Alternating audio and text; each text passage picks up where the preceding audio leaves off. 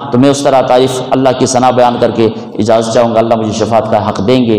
یا رسول اللہ صلی اللہ علیہ وسلم کن کے لیے شفاعت؟ فرمایا شفاعت لأہل کبائر امتی، میری امت کے جو کبیرہ گناہ گار ہوں گے نا، کبیرہ گناہ کیے ہوئے لوگ ہوں گے جن کی بخشش کسی حد تک ممکن ہے نہیں ہوگی، میں محمد ان کی شفاعت فرماؤں گا۔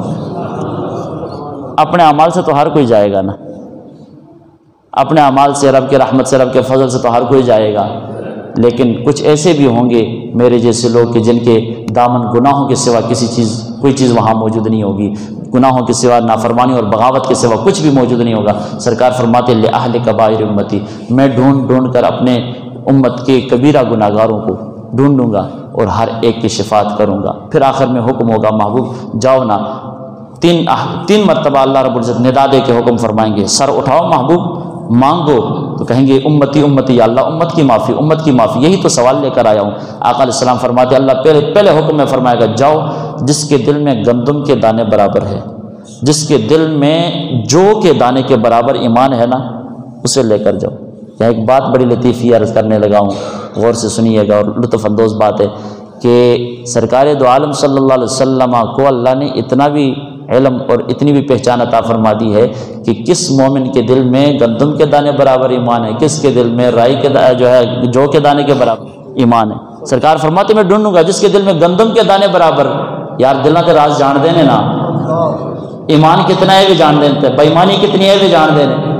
تو جو امت کے دل میں، پھر آقا علیہ السلام فرماتے پہلا حکم یہ ہوگا کہ گندم اور جو کے دانے برابر ایمان کو ڈھونڈیے اور نکال کے جنت میں لے جائیے۔ سرکار فرماتے میں جاؤں گا، دورہ کروں گا، پھر مشاہدہ کروں گا جہنم کا، اور اللہ کے حکم سے، اجازت سے محشر کے میدان میں جو جہنمی جن کے دلوں میں گندم اور جو کے دانے برابر ایمان ہوگا، میں بازو سے پکڑ کے جنت کا راہی بنا دوں گا۔ پھر دوسرا حکم، پھر سر سجدے میں، پھر اللہ کہے گا کہ محبوبہ ہون کی چاہیے، آخر یا اللہ پھر امت دی جڑے پیچھے رہ گئے انہوں دا غم ہے۔ آقا علیہ السلام فرماتے پھر اللہ فرمائے گا محبوبہ ہون جانا رائی دے دانے برابر جدہ ہے وہ بھی لے جا۔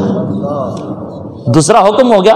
تیسری باری پھر سر سجدے، سرکار فرماتی ہیں میں مشاہدہ کروں گا جس کے دل میں رائی کے دانے برابر ہو وہ بھی بخشوا کے جنت میں۔ آقا علیہ السلام فرماتے پھر سر سجدے میں، اللہ فرمائے گا پھر اٹھاؤ نا محبوب اور مانگو، کی مانگنا ہے؟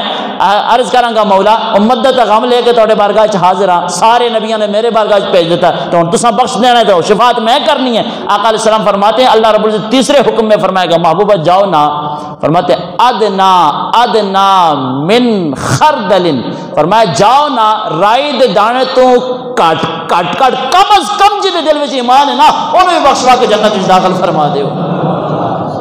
اب بات بنتی ہے کہ سرکار دو عالم صلی اللہ علیہ وسلم کو خود اللہ فرمائے گا جاؤ نا گندم کے دانے برابر اندازہ لا لو، جاؤ رائی کے دانے برابر، جاؤ رائی کے دانے کے برابر مقدار سے کم جس کا ایمان ہے، میرے مصطفیٰ جانتے ہیں کہ اس گناہگار کے دل میں گندم کے برابر کس کا ایمان ہے، رائی کے دانے برابر کس کا ایمان ہے، اور رائی کے دانے سے کم تر کس کا ایمان ہے۔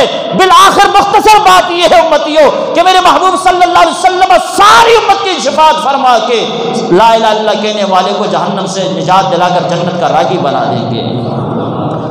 کیا ہی ذوق افزا شفاعت ہے تمہاری واہ واہ، کیا ہی ذوق افزا شفاعت ہے تمہاری واہ واہ، قرض لیتی ہے گناہ پر ہے زگاری واہ واہ۔ اللہ رب العزت عمل کی توفیق عطا فرمائے، اپنے محبوب کی شفاعت ہمیں نصیب فرمائے۔ وآخر دعوانا ان الحمدللہ۔